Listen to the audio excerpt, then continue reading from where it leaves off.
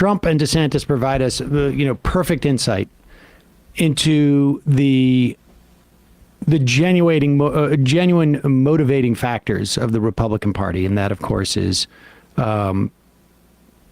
their hate du jour. To be fair, black people have been on the list for quite a while on the menu, but now trans people, then they'll move on. They'll cycle back through Muslims, et cetera, et cetera. But one of the things that Donald Trump, we knew that he was going to do this, was to mock Tiny D for not even knowing his own name. That's a problem. Yeah, Sam, you said, how long is this going to take, right? Until he picks up on this? 3 days? Yeah. 4 days. Here's Donald Trump again in North Carolina talking about Ron DeSantis. Or Dee-Santis. Or Dee-Santis. Dee-Santis. Is it Trump or Tramp? Let's go. Trump. 56. That means we're leading Ron DeSanctimonious by 56. 69% for Trump, 13% for DeSantis, and Pence has 6. Once you get used to saying DeSantis, it's hard to say DeSantis. I was actually being interviewed. I was trying to be serious, and I called him DeSantis. I said, that's not good. But he's changing his name. Now it's Dee-Santis. And I put a little message out. Never change your name in the middle of a campaign.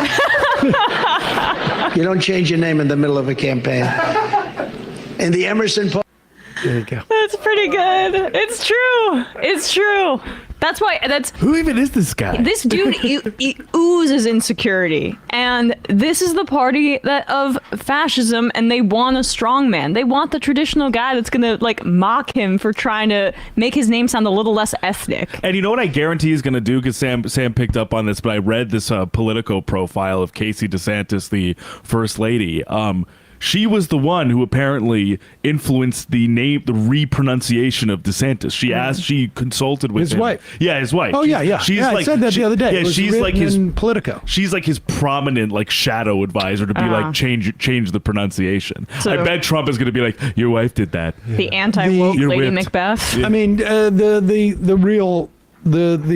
thing that I'm a little disappointed Trump didn't do is well, it says DeSantis got 19% in the poll, or 9% in the polls, but is that DeSantis or Dee-Santis? We don't know who got actually that number. Is that Rob Dee-Santis?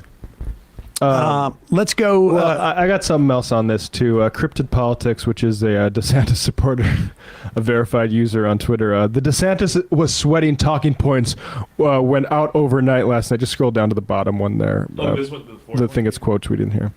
No. Got it. DeSantis is sweating. Talking points went out last night. There's some Trump supporters that posted an image. You can click on one of those. Show very sweaty Ron DeSantis was sweating so much in Oklahoma yesterday that his staffers had to buy him a new shirt at Walmart. And then Laura Loomer, of course, a real pic of Ron DeSantis in Oklahoma today. Apparently, his billionaire donors didn't budget for air conditioning or deodorant on the campaign trail.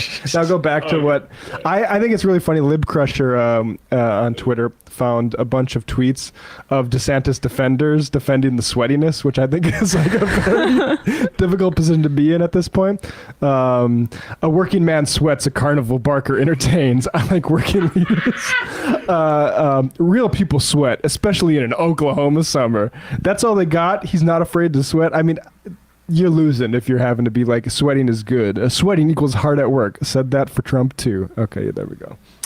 Let's go to the IAMs. Andrew in Olympia. The hyperfixation the show has embraced the last while now on playing these clips and the minutes-long rants that follow are damaging me. Are damaging me. I have to mute all of these Republican clips because they make me physically ill. We know what I presume they stand for. Playing their videos doesn't make them less odious or disturbing. Perhaps the exasperated caller actually meant exasperated because so few fun-halves are dedicated to calls as they used to be. Nothing but love, but goddamn it. Well, Andrew, I say this out of love. One, I wouldn't speak for that caller. That's not why I think he was. No. He used the word exasperated. Two, who is the we that you're talking about? We get, this video, that video may get 50, 30, 20,000, maybe 100,000, sometimes more views. I don't think people know all that, to be honest with you. You might, but that doesn't mean we do. And I'm sorry if these clips make you physically ill. Imagine how sick you'll be if they actually get elected. Whoa. Yeah. This does not, we should say, I mean, if you want to argue that somehow this helps elect them, I would disagree. But this stuff doesn't get out there otherwise. It doesn't. It only gets. I mean, it really doesn't. I mean, we hear from way more people who are like, "Hey, I saw people talking about Ben Shapiro bullshit, and I went on YouTube and saw you in the algorithm because you place yourself there all the time." So I will say I vote for more of these calls and or more of these clips and less of the calls.